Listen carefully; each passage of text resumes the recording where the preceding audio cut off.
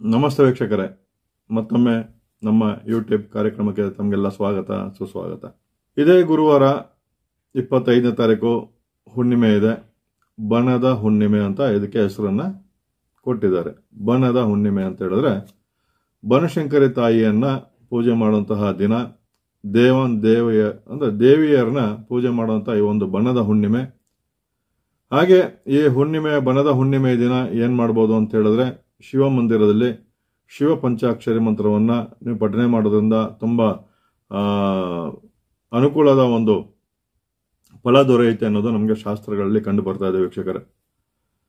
ಶಿವನ ದೇವಸ್ಥಾನಕ್ಕೆ ಬಂದು ಅಲ್ಲಿ ಕುಳಿತು ನೀವು ಒಂದು 5 ನಿಂದ 10 ನಿಮಿಷ ಜಪವನ್ನು ಮಾಡಿ ಪಂಚಾಕ್ಷರಿ ಮಂತ್ರವನ್ನು ಜಪ ಮಾಡೋದ್ರಿಂದ ಈ ಬನದ ಹುಣ್ಣಿಮೆ ದಿನ ಸಾಕಷ್ಟು ಶುಭ ಫಲಗಳನ್ನ ನೀವು ಪಡಿಬಹುದು. ಹಾಗೆ ಆಂಜನೇಯ ಸ್ವಾಮಿಯ ದೇವಸ್ಥಾನಕ್ಕೆ ಹೋಗಿ ಶ್ರೀರಾಮ ರಕ್ಷಾ ಸ್ತೋತ್ರವನ್ನು ಪಠನೆ ಮಾಡೋದ್ರಿಂದ ಅಥವಾ ಹನುಮಾನ್ ಚಾಲಿಸನ್ನ ಪಠನೆ ಮಾಡೋದ್ರಿಂದ ಈ ಬನದ ಹುಣ್ಣಿಮೆಯ ದಿನ ಪೂಜೆ ಮಾಡೋದ್ರಿಂದ ಖಂಡಿತವಾಗಿ ನಿಮಗೆ ಶುಭ ಸೂಚನೆಗಳು ಖಂಡಿತ ಕಂಡು ಬರುತ್ತೆ ಅನ್ನೋದು ನಮಗೆ ಶಾಸ್ತ್ರಗಳಲ್ಲಿ ಕಂಡು ಬರುವಂತಹ ಒಂದು ವಿಚಾರ ವೀಕ್ಷಕರೇ.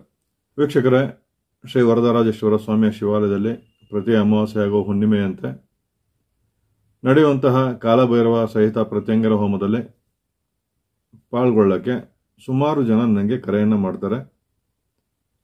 ಕರೆಯನ್ನು ಮಾಡಿ ನಾವು ದೂರದಲ್ಲಿದ್ದೀವಿ, ಬರೋಕ್ಕಾಗೋದಿಲ್ಲ, ಹೇಗಾದರೂ ಹೋಮವನ್ನು ಮಾಡಿಸ್ಕೊಡಿ ಅಂತ ಹೇಳ್ತಾರೆ. ಅಂಥವರು ಈ ಕೆಳಗೆ ಕಾಣುವಂಥ ಒಂದು ಫೋನ್ ನಂಬರ್ಗೆ ನೀವು ಕರೆಯನ್ನು ಮಾಡಿ, ನೀವೆಲ್ಲೇ ದೂರದಲ್ಲಿದ್ದರೂ ನಿಮ್ಮ ಹೆಸರು ನಕ್ಷತ್ರ ಅಥವಾ ನೀವು ಯಾರ ಹೆಸರಲ್ಲಿ ಹೋಮವನ್ನು ಮಾಡಿಸ್ಬೇಕು ಅಂತ ಇದ್ದೀರೋ ಅವರ ಹೆಸರು ನಕ್ಷತ್ರವನ್ನು ಈ ಒಂದು ಫೋನ್ ನಂಬರ್ಗೆ ನೀವು ಕರೆಯನ್ನು ಮಾಡಿ ಕೊಟ್ಟು ದೇವಸ್ಥಾನದಲ್ಲಿ ಒಂದು ರಸೀದಿಯನ್ನು ಪಡೆದು ನೀವು ಹೋಮದಲ್ಲಿ ಖಂಡಿತವಾಗಿ ಪಾಲ್ಗೊಳ್ಬೋದು. ದೂರದಲ್ಲಿರುವಂಥವರು ಖಂಡಿತವಾಗಿ ಯಾರೋ ಬೇಸರ ಪಡುವಂಥ ಅವಶ್ಯಕತೆಗಳಿರೋದಿಲ್ಲ. ಖಂಡಿತವಾಗಿ ನೀವು ದೂರದಲ್ಲಿದ್ದರೂ ಈ ಒಂದು ಹೋಮಕ್ಕೆ ಪಾಲ್ಗೊಳ್ಬೋದು. ಅದಕ್ಕೆ ಒಂದು ಅನುಕೂಲವನ್ನು ಮಾಡಿಕೊಟ್ಟಿದ್ದೀವಿ.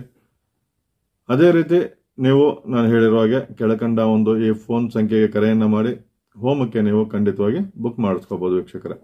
ಪ್ರತಿಯೊಬ್ಬರು ಬನ್ನಿ ಈ ಶ್ರೀ ವರದರಾಜೇಶ್ವರ ಸ್ವಾಮಿ ಶಿವಾಲಯಕ್ಕೆ ಬಂದು ಹುಣ್ಣಿಮೆ ಮತ್ತು ಅಮಾವಾಸ್ಯೆಗಳಲ್ಲಿ ಹಾಗೂ ಪ್ರತಿನಿತ್ಯ ಅಲ್ಲಿ ಕೂಷ್ಮಾಂಡ ಆರತಿಯನ್ನು ಮಾಡೋದ್ರಿಂದ ಅನೇಕ ಜನರು ಶುಭ ಫಲವನ್ನು ಕಂಡಿದ್ದಾರೆ. ಅವರ ಅನುಭವವನ್ನು ನಾನು ನಿಮ್ಮ ಮುಂದೆ ತರ್ತಾನೆ ಇದ್ದೀನಿ.